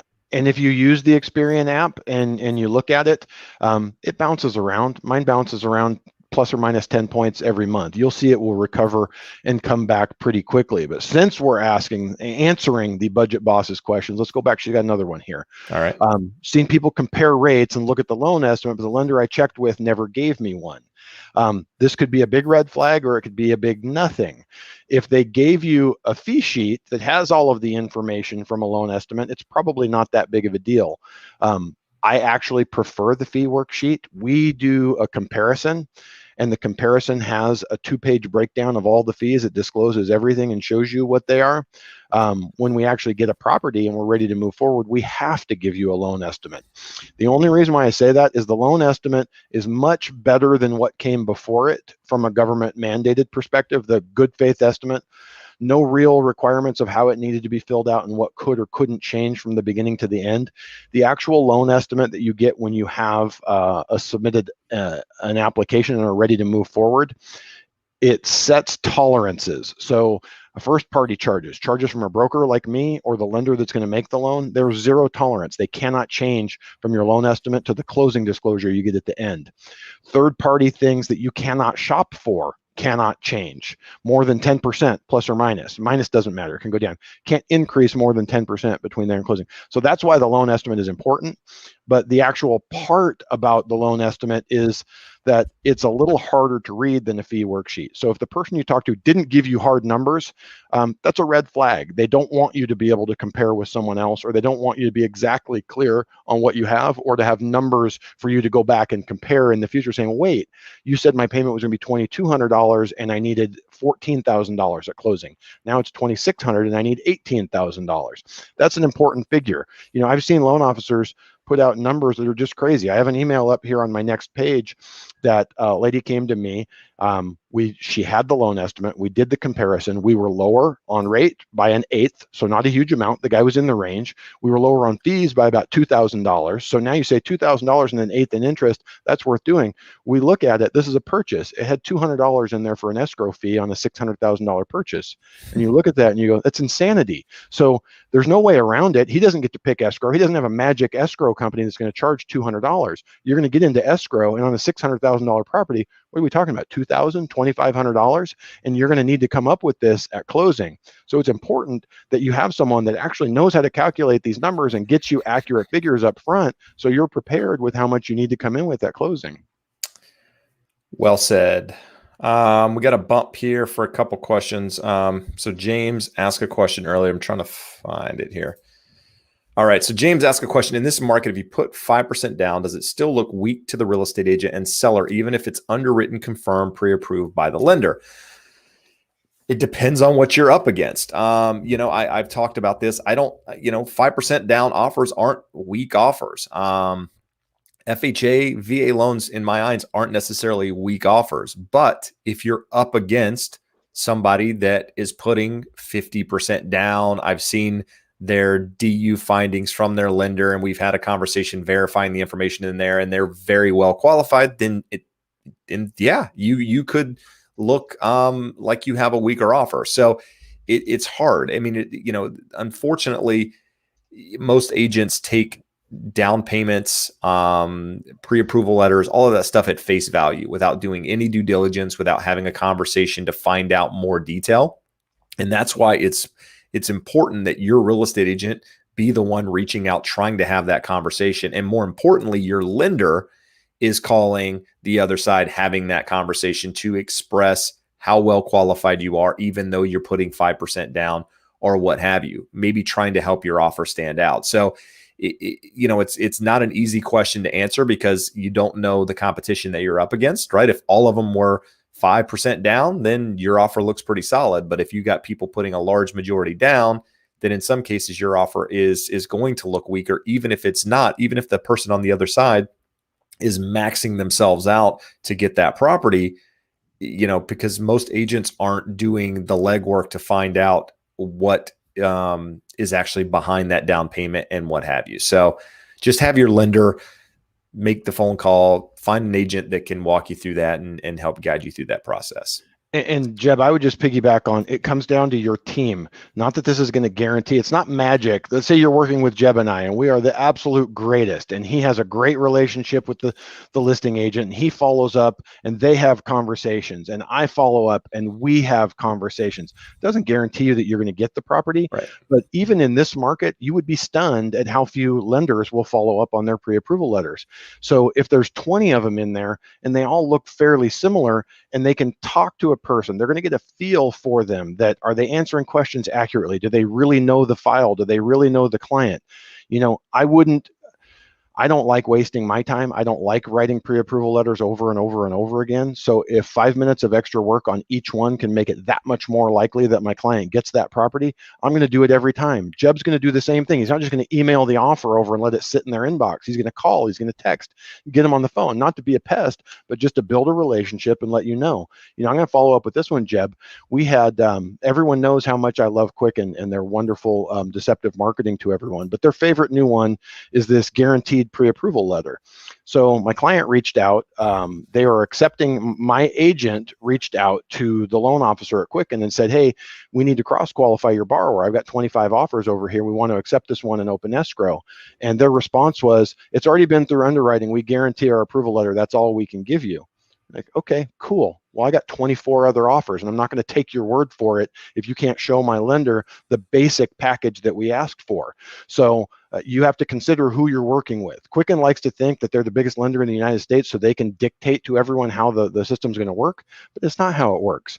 If I get to the point where a listing agent says, hey, we need you to cross-qualify with my lender, I'm not irritated by that. I'm stoked. That means we made the final cut. He's not cross-qualifying everyone, or she is not cross-qualifying everyone. So cool. Let me put my package together as clean and pretty as possible. And as soon as you authorize me to release your private information to them, we're going to send it over, and they're going to go, hey, look, we got it in 2 minutes. It's a perfect clean package. I can pre-underwrite this and go, boom, Betty, Jeb, whoever the listing agent is, you're great. Take this offer. So it's super easy to say push button, get mortgage, that anyone can do this, but especially on the purchase side and dealing in a people business, when you're in a call center in Michigan, you're not going to call anyone because you have 18 other applications and inquiries to get to. And even if you did, no one's taking your word for it from the call center in Cleveland. You were in Minnesota, I think, or Michigan in your call center. You just switched to Cleveland. Well, no, there's only two. So Quicken has two. They've got a big call center in Detroit, and they got a big call center in Cleveland. And at the end of the day, for whatever reason, there's a jillion big mortgage companies in Detroit, and there aren't that many people that are really good at mortgages. So you just take a guess of who you're dealing with. All right, so we got a couple of good questions here that I want to get to, but I asked that you guys, if you would, hit the like button if you haven't done so already. If you're not subscribed, that would help out as well. I appreciate you guys being here and tuning in with us. There was a question here that said, red flags for buyers when negotiating an aggressive seller. What do you think it's better? When do you think it's better just to walk away from a deal? So I think you as a buyer have to have your non-negotiables. I tell buyers all the time in negotiation, have like your price that you're willing to go to. I don't necessarily want to know your price. That you're willing to go to the absolute most. And that's on the seller side as well, right? Because as an agent, my job is to negotiate the best deal. And if I know what you're willing to pay, it's hard for me to negotiate that to the best of my ability if I know where you're willing to go. So I'd rather not know and try to negotiate the strongest on your behalf. But you got to have your non-negotiables when you're willing to walk away. I think some things in this market, I shared one of these in a video recently where a seller came back, asked us to lower the inspection contingency to 7 days, ask us to remove the appraisal contingency, remove the loan contingency. There was a like a handful of things. That to me is a walk away. Like once a seller starts getting aggressive, like so aggressive that, in those cases, I would tell you, unless that is the property for you, you're willing to do anything to get it, then it's not the one. Because, and it was as is condition, right? So you don't know what you're getting up against in that. And you don't know if it's the agent referring that or recommending that the seller do that, or if it's the seller recommending that that's the way they want to approach it. And that's what the agent's writing. Either way, buying a house shouldn't be one of these processes that should be a little bit of give and take, even in a seller's market, especially when people are willing to pay above and beyond the asking price. So, you've got to pick what you're willing to negotiate and what you're willing to do. So that's hard line. You got to just pick that line in the sand and stick to your guns. But I would say, your gut is probably a good place to start in some of this stuff. And now I just mentioned something in there. Oh, somebody asked about as is. Michael here. As is, would that be a red flag? Yes and no. The residential purchase agreement in California is written as an as is sell. So that means when you buy the property, in theory, you're buying that property as is. But you're allowed to do a home inspection. And with that home inspection, you're allowed to come back and ask for really anything you want. But most cases, repairs or a credit or what have you. So if you've got people up front saying they're not going to, the property is as is, in their mind, maybe you don't know if they mean I'm not willing to do absolutely anything. It's being sold as is, or, hey, I'm not really willing to replace the roof or replace the HVAC or what have you, but I might be willing to do a couple of cosmetic things or give you a credit here and there. So it's hard to say for sure. I've had many transactions in my lifetime where the seller said it was an as is sell, and we were able to negotiate things as a buyer to get things done. You have to understand, once you're in escrow, the process is moving on. The seller in a lot of cases has also moved mentally. You have a little bit more leverage, and they don't want deals to fall apart. So sometimes you're able to get things done in that regard. So, but I wouldn't count on it. I would just, having a knowledgeable agent, they can speak to the other agent on the other side and just say, hey, look, this is, if something like this comes up, is that something your seller would consider or what have you? In most cases, if you got reasonable people on both sides, you can make things work. So anything you want to add to that, Josh? No, it's just pretty common in the current market that sellers want to throw it out there that, hey, it's a hot market. I have a lot of offers. I'm not planning on doing any work to the property. As always, you get into escrow and find that there's a significant repair that was undisclosed or unknown to them. It's not they didn't disclose it; they didn't know. Everything's negotiable. Right, and keep in mind, once they know something like that is a problem, they then have to disclose it going forward. So anybody, if you had a problem with it, chances are somebody else is going to have a problem with it as well. And that just costs more time and what have you. So in some cases, a lot of cases, they'll end up doing the work. So Georgina posted something a moment ago that I want to post. She's been here with us most of this time. So unfortunately, she just lost out on a property. The comps were 1.6, property sold for $2 million. Now she's in that market that we were talking about earlier, which is up in the San Francisco Bay Area. And there was a townhouse earlier that she was talking about that was in Palo Alto. But essentially that is the market that you're in up there. And you know that, Georgina, I'm not telling you anything you don't know. It's you are in a crazy market. In fact, I had someone recently tell me that the San Francisco market was declining, and I was asking, well, where in San Francisco are you located? Because I want to go buy some of those. Yeah, because everybody else is having a hell of a time. We're an hour 42 in. Josh, what do you got to go? What's your? I got about 15 minutes. All right, so we'll do this for 15 more minutes, guys. Thanks for tuning in there. Hey, throw the contact info up there. Gilberto was asking yeah. if we're in California and if he can We'll reach just out. throw emails up there for now, and then I'll throw Josh's email up or contact up. Yeah, you got what I'm saying here. Confo at Jesus. Something. I'll throw his contact info up at the end. And I'm also going to put in the chat here Josh's YouTube page that he is one day going to post a video on. I don't know when. A flurry of them. They're all being produced. He's having somebody produce his. He's going to be fancy. He's not going to do what we did back in the day with our video that I showed Left to earlier. my own devices, it's suboptimal output. Well, anyway, that's how you can follow Josh on YouTube. There, his guys have a channel and they're building it out. So do that if you want to stay up to date. But let's hear. Can we shorten our response to answer more questions? Sabrina, we might be able to do that. Depends on the question, I guess. Yeah, a lot of it, honestly, it requires a more in-depth answer. We can bounce through them, but if you don't get to an accurate answer all the way through it, and just remember, just because it may not be one that you're super interested in or applicable to your situation, a lot of people want the full in-depth answers to it. But we will try to be as brief as possible. And if you want your question answered, just give a super chat. It'll pop up, and we'll take that thing immediately. But Mana Bay asked a question: do you have to share our bank statements? I think bank statements should be private and not shown. So I'm assuming asking when presenting an offer to the other side, one thing us as agents, if I'm representing a buyer, one thing I like to do to show the seller or the seller's agent that my client is truly qualified is we provide that the offer, the pre-approval letter, DU findings in a lot of cases if they're available from the lender. But we also show proof of funds.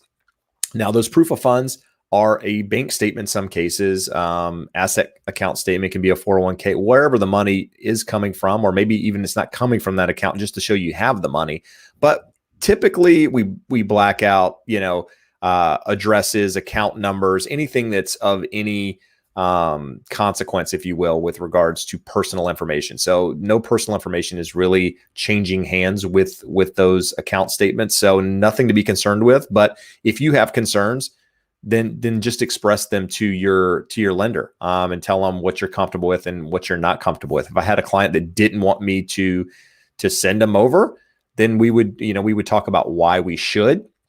But if they felt very strongly about it, then we wouldn't send them. I mean, it's just part of what the client's comfortable with. And I think in this environment, if you want your property, your offer considered, you got to do some of those things in order to get it considered, right? And some of those cases are providing that additional documentation, because as a listing agent, if you write me an offer that's 30% down, I want to make sure that your client actually has the money and you're not just making up a 30% down offer and that, maybe halfway through the offer process, you're going to change it to a 5% down client. And you just did that to get your offer accepted. Doesn't mean you can't do that, because you still could, even though it would be a violation of the contract. But I'm trying to do my due diligence up front just to make sure that I'm heading that off. It's funny how whatever your perspective or whatever you do every day, that's how you perceive the question. Because I'm looking at it going, do we have to share our bank statements? Well, absolutely, we have to share them on the loan side, because you don't have to share them, but the lender doesn't have to loan you the money either. Oh, I got you. So, right. So from the loan side, you're 1,000% correct. It's much more of a privacy issue with the offer. But what I can say is we always ask our clients, is it okay if I can put the proof of funds in our approval package, or have you already given your realtor the proof of funds? 100%, we're going to go through and cloud out all of your private personal information. And if you would like, we can even cloud out all the activity. And we don't generally send, if you have a 5-page bank statement, we're not sending over the bank statement. We're showing the one that shows the balance. They really just want to know that you have the money that your automated findings and your pre-approval say you're putting down on the property. So everything you can provide strengthens the package. And what I will go back to is, I like to tell everyone that what we do, it all comes down to leverage. And right now, sellers have all the leverage. So it may be perfectly reasonable for you to say, hey, my bank statements are private, I don't want to show them to you. And if they have 9 other people that will, they can go, well, I'm just going to take that one. So try to find a happy medium. Show the first page, redact any private personal information, obviously account numbers, addresses, but show them you have the money. It certainly is going to give you a leg up and give them a good feeling in the current market. So Lil Tandy Moultrie. Lil Tandy Moultrie.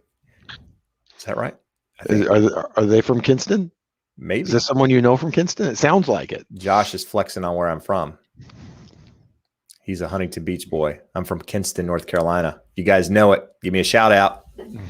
Anyway, asking, can you buy a townhome making $11.70 an hour when someone else on your loan with someone else on your loan with their income? Both of us have good credit, already have money saved. So I'll let you jump on that one, Josh. That's a home run.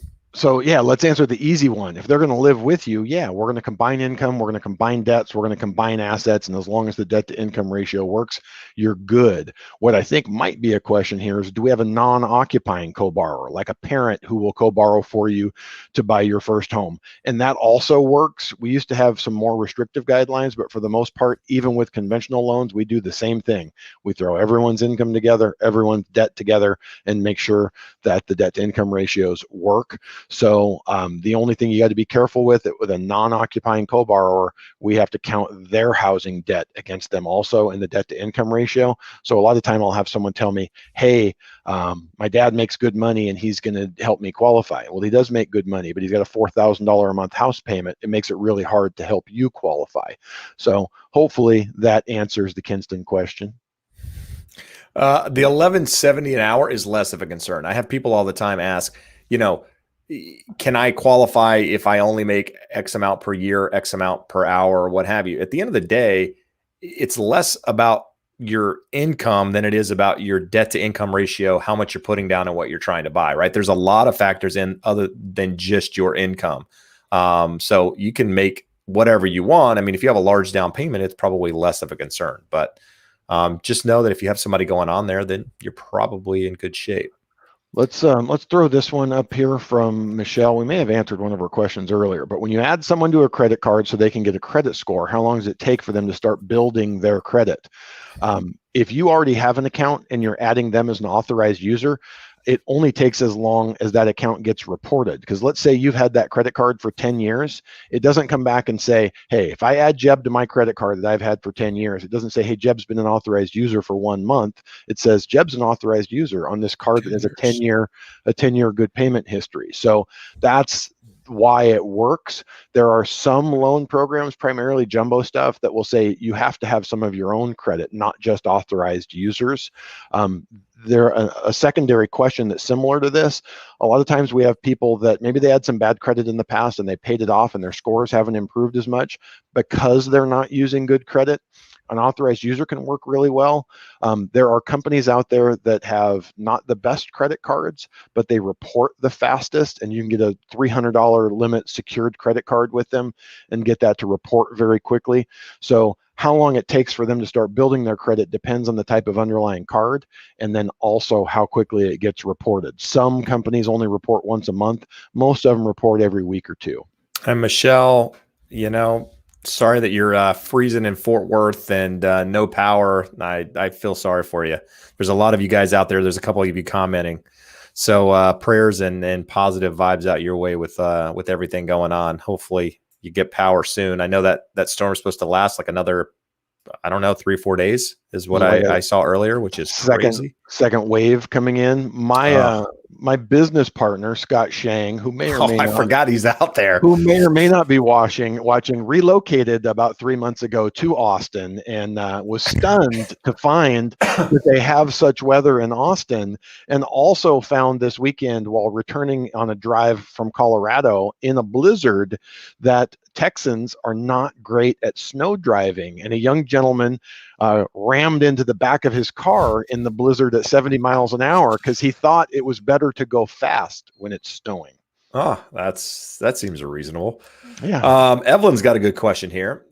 First time home buyer, what's my first step? So your first step is talking to a mortgage professional. So it could be a realtor, it could be a mortgage professional. I don't know if there's a right sequence here, but if you talk to a realtor, the first thing your realtor should do is refer you to a mortgage professional to get pre-approved, right? It's going through that pre-approval process, document, providing income, tax returns, W-2s, whatever it is, how your income's reported.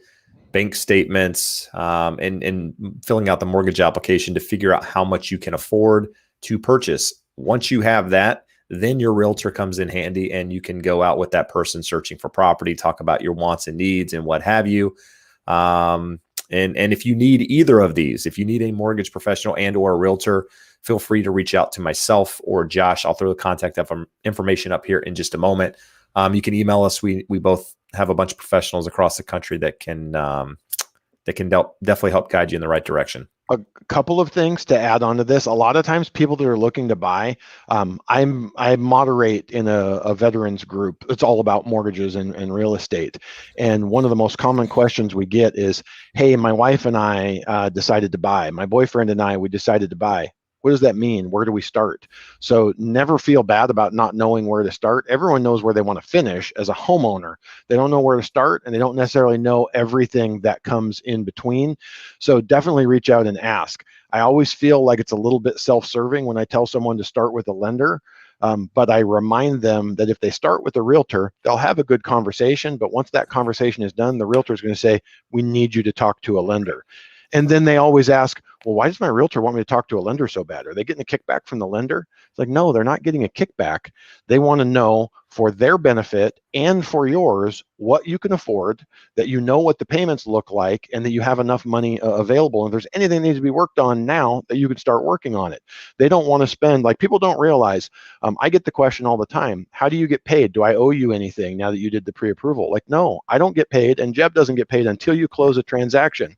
Normal employees have no conception of what it's like to work with someone for 4 to 8 to 12 weeks to hope that you're going to get paid at the end. So from that perspective, a realtor wants to know that you are qualified before they spend all the time showing you properties and educating you and going through all that. And if you're not qualified today, it doesn't mean they're not going to work with you. It just means they want to know, what's the plan? How long is it going to take to be eligible? What can we do? How do we help? How do we support you? I mean, I think that, we as realtors, mortgage people, and as potential buyers don't want to waste our time. I don't want to waste my time. You don't want to waste yours. Josh doesn't want to waste his. So how do we get to find out if we're not wasting our time? You get the pre-approval to find out where you qualify. And then you talk to a realtor to find out, hey, can you, is this reasonable in the market that I'm in? And then that, helps move you in the right direction. Otherwise, if we're just having a conversation and going out and looking at property, or you're going out and looking at property without doing that up front, you don't know where you stand. And the earlier you do it, the more time you have to work on things that may need to be worked on to get you where you want to be. Just keep in mind. Mikkel has a question here. Can you use YouTube earning to qualify for a home loan? So, I mean, the answer to the question is, it's got to be consistent income, right? It's going to have to be, you're going to have received that income probably consistently for 2 years, Josh, in order to use it towards your income. Unless, I'm assuming, like, maybe you're a business owner in some cases. Like, for example, I make money off YouTube, right? YouTube pays my business. They pay my corporation. So my corporation just reports income at the end of the year that gets transferred to my personal tax return. So in theory, they don't know how long that income has been on there because it's coming through my corporation. So does that make sense? Am I explaining that? Yeah, and if you didn't, so Jeb's a corporation. Let's say that Mikkel is not a corporation and he gets a 1099 at the end of the year to him. He's then going to report that income on a Schedule C and going to list any expenses incurred, bought a new camera, bought a microphone, paid for a fast internet connection, and we're going to have net income. And that's why we need a 2-year history of it to know, okay, cool, you got this much money. We need to average it over those 2 years, and not just the gross income, the amount that came in, but the net income after the expenses incurred to get it.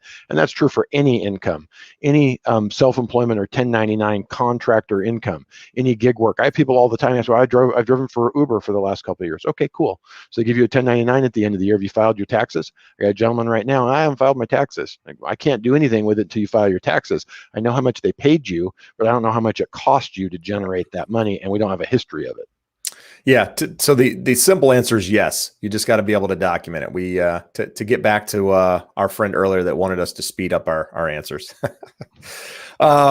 So Darren here referred Darren to somebody up today. So Darren was one of those people who reached out to me asking for a referral, referred him to somebody that we have in Illinois. She got back immediately and answered his question all within the same day. So guys, we can put you in touch with someone. We're going on 2 hours here, Josh. I'm going to let you depart from this. I know you have calls you got to make. I'm going to throw up contact information once again. There are email addresses. Josh's YouTube is in the comments here, and I'll throw Josh's contact information up there in case you have it. Any parting words, Josh? No, lots of good questions. Sorry, we can't stay here longer and help, but I do have a couple of clients that we've got to get back to, and it's getting late here in California. So you continue on and do your best to see if you can answer them without me. I'm out as well. You're out I got to as get well. home to the wife and kids. There's people looking for me. We'll be back. We'll be back next week. So yeah, next Wednesday, guys, probably go 5 o'clock again. It seems to be, get through more questions, more people joining us. I ask one more time, if you haven't done so already, hit that like button, continue to follow us. I do appreciate the support. We'll see you again soon, guys. Have a great day. Bye-bye.